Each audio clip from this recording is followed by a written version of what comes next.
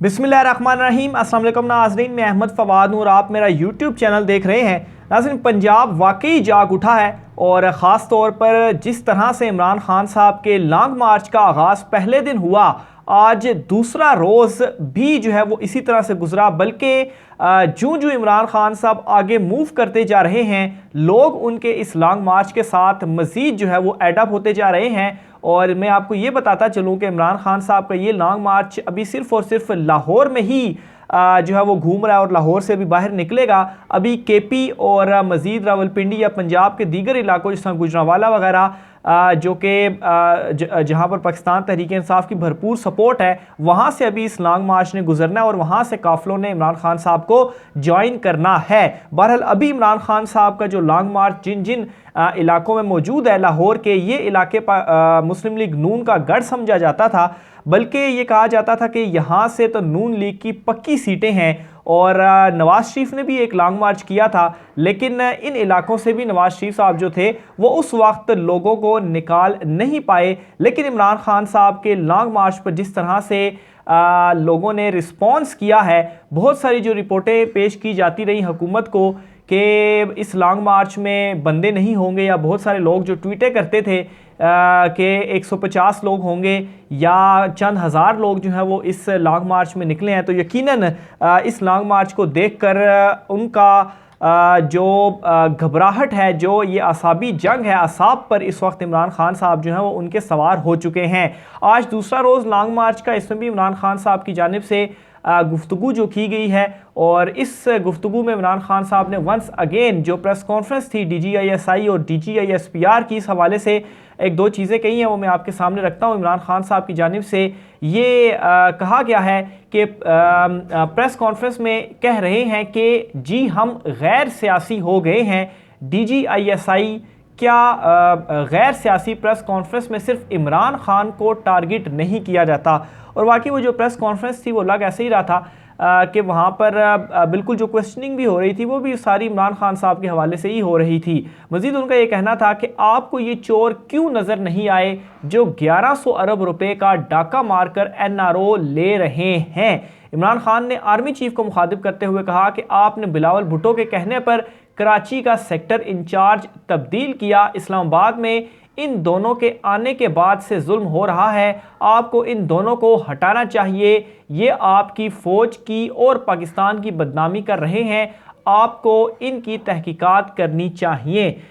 ये दोनों से मुराद इमरान खान साहब एक तो बार बार जलसों में इनका नाम भी लेते हैं, और आज़म स्वाति साहब की जानिब से दोनों के बाकायदा तौर पर जो नाम है अपनी प्रेस कॉन्फ्रेंस में लिए गए। बहरहाल इमरान खान साहब की जानिब से आज इन्हें अपने ओहदों से हटाने का जो मुतालबा है वो जनरल बाजवा साहब से किया जा चुका है। फिर इसके अलावा नाज़रीन, इमरान खान साहब ने आज एक इंटरव्यू भी दिया है और इस इंटरव्यू में भी इस प्रेस कॉन्फ्रेंस का जिक्र हुआ है, और इसमें नाज़रीन मज़ीद कुछ इमरान खान साहब की जानिब से जो मुलाकातें थीं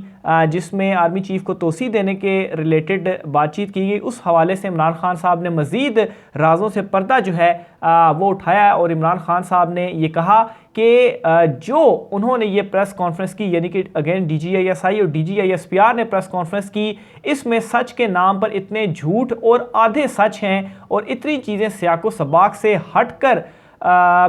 ली हुई हैं कि हमने इसे पेशकश की, लेकिन क्या बताया कि किस वक्त एक्सटेंशन की पेशकश की गई थी। अगर पूरी बात बताएं तो इसके लिए बहुत शर्मिंदगी का सबब बनेगी। उन्होंने मज़ीद ये भी कहा कि प्रेस कॉन्फ्रेंस बड़ी बदकिस्मती है, कभी ISI चीफ ने इस तरह की प्रेस कॉन्फ्रेंस नहीं की, और मैं एक एक पॉइंट करके इसका जवाब दे सकता हूं, लेकिन इससे फ़ौज को बड़ी शर्मिंदगी का सामना करना पड़ सकता है। मैं अगर अपना मौक़िफ़ दूंगा तो ये इनके लिए बड़ी शर्मिंदगी का बायस होगा, लेकिन हम नहीं चाहते कि हमारे फ़ौज के इदारे को नुकसान पहुंचे। और फिर इमरान खान साहब ने कहा कि ये जो एक्सटेंशन की बात थी, ये तो बता दिया गया कि एक्सटेंशन की ऑफ़र की गई, लेकिन किस कॉन्टेक्स्ट में ये बात हुई ये चीज़ नहीं बताई गई। तो इमरान खान साहब ने कहा अगर इसके ऊपर मैं बोलूँगा तो ये शर्मिंदगी का बायस बनेगा, और मैं नहीं चाहता कि हमारे इदारे को किसी तरह का नुकसान जो है वो हो। आगे चलता हूँ नाज़रीन, मरियम नवाज़ जो हैं उन्होंने नवंबर के आगाज़ में ही पाकिस्तान वापस आना था, लेकिन इस वक्त मरीम नवाज़ की जानिब से ये फ़ैसला सामने आया है, इस हवाले से तफसीलात सामने आई हैं कि वो अब पाकिस्तान वापस नहीं आ रही और इसकी जो रीज़न है वो लॉन्ग मार्च है। नवाज़ शरीफ की जानिब से जब मरीम नवाज़ को बुलाया गया था तब भी मैंने आपसे इस हवाले से कुछ डिटेल्स शेयर की थी कि नवाज़ शरीफ ये चाहते हैं कि मरीम नवाज़ उनके पास वापस आ जाएं जल्दी से, क्योंकि अगर इमरान खान साहब ने लॉन्ग मार्च किया और वो कामयाब हो गया तो फिर उसके बाद बड़ी मुश्किल है कि अगर ये NRO 2 रिवर्स हो गया तो फिर हम क्या करेंगे। तो इसलिए उन्होंने मरीम नवाज़ को अपने पास बुला लिया और अभी मरीम नवाज़ का पाकिस्तान वापस ना आने का जो डिसीजन है वो भी इसी चीज़ के पेश नज़र है कि इमरान खान साहब का लॉन्ग मार्च इनिशियल 2 रोज़ों में देखने के बाद घबराहट का समा इस वक्त लंदन में भी मौजूद है और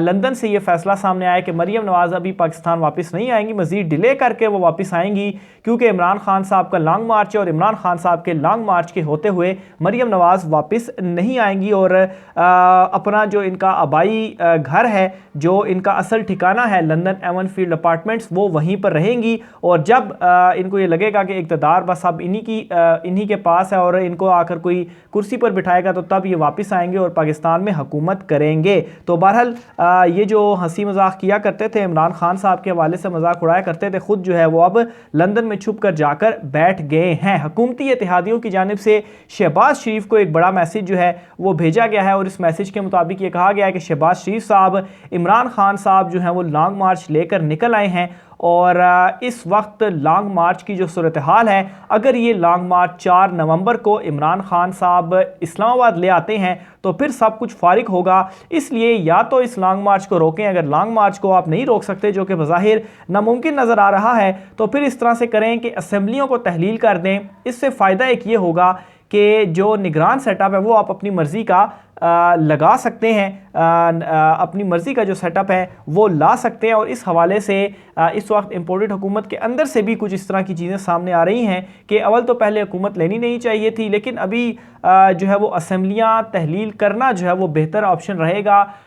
इलेक्शन की डेट देना और इलेक्शन में जाना बेहतर ऑप्शन रहेगा, क्योंकि जो मामलात आगे जा रहे हैं इमरान खान साहब के हक़ में मज़ीद चीज़ें जो हैं वो बदलती हुई नज़र आ रही हैं। और ये ना हो कि इमरान खान अगर लॉन्ग मार्च लेकर इस्लामाबाद पहुंच जाते हैं तो फिर हमें बेइज्जती के साथ हुकूमत छोड़नी पड़ेगी। राना सनाउल्लाह जिन्होंने अपनी एड़ी चोटी का जोर लगाया कि इमरान खान साहब के लॉन्ग मार्च को रोका जाए, लेकिन हर सतह पर, हर लेवल के ऊपर उन्हें नाकामी का सामना जो है वो करना पड़ा। ख़ास तौर पर एस्टेब्लिशमेंट के इनकार के बाद कि एस्टेब्लिशमेंट ने इनकार किया कि वो इमरान खान साहब लॉन्ग मार्च लेकर आ रहे हैं और अगर ये पुरअमन लॉन्ग मार्च है और ये जमहूरी हक है तो फिर वो इस लॉन्ग मार्च को क्यों रोके। इसने बड़ा एक डेंट डाला है,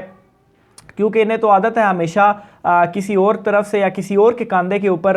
बंदूक रख कर चलाने की। तो इसके बाद राना सनाउल्लाह जो हैं, जो वो भड़के मारा करते थे कि हम ये कर देंगे, हम वो कर देंगे, वो भड़के जो है वो राना सनाउल्लाह की अब वो खामोशी में बदल चुकी हैं और उन्हें मालूम है कि वो नहीं रोक सकते। पहले तो पंजाब में हुकूमत होने की वजह से पंजाब में काफ़ी कुछ उन्होंने किया, लेकिन पंजाब में तब्दीली की कोशिशें भी खैर की गई, लेकिन तब्दीली हो नहीं सकी। लोग पाकिस्तान तहरीक इंसाफ के जो MPAs या जिनको जो है वो पहले जिस तरह से इमरान खान साहब को हुकूमत से हटाया गया, तो अब उनके अपने लोग अगर कोई ये सोच भी रहा है कि पाकिस्तान तहरीक इंसाफ को छोड़ देना चाहिए, तो इस वक्त की जो सिचुएशन है उसको देखते हुए वो इमरान खान साहब को नहीं छोड़ सकता, क्योंकि पाकिस्तान तहरीक इंसाफ का टिकट इस वक्त जीत की ज़मानत बना हुआ है। तो बहरहाल ये सारी सूरत हाल है और इस सूरत हाल के ऊपर मरीम नवाज़ और नवाज़ शरीफ जो हैं वो भी खासे बरहम है, क्योंकि मुज़ाकरात के हवाले से भी एक कमेटी तश्कील दे दी गई है हुकूमत की जानिब से। इमरान खान से रब्ता भी किया गया है, लेकिन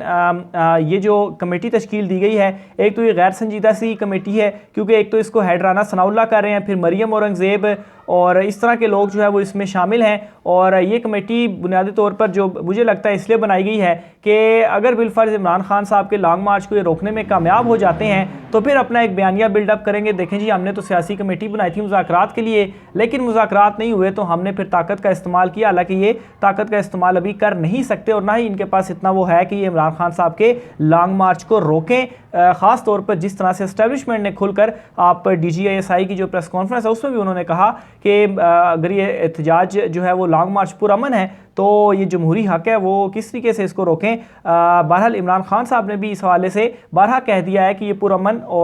जो लॉन्ग मार्च है, और फिर इसके अलावा कानूनी अदालती महाज के ऊपर भी कोशिश की गई कि इमरान खान साहब के लॉन्ग मार्च को रोका जाए, लेकिन वहाँ से भी इन्हें मुँह की खानी पड़ी। तो ये नाज़रीन इस वक्त जो सारा मामला है वो चल रहा है। इस हवाले से मज़ीद डिटेल जो है वो भी मैं आपके साथ शेयर करता रहूँगा। आज के व्लॉग में इतना ही, मुझे इजाज़त दीजिए। अल्लाह हाफ़िज़।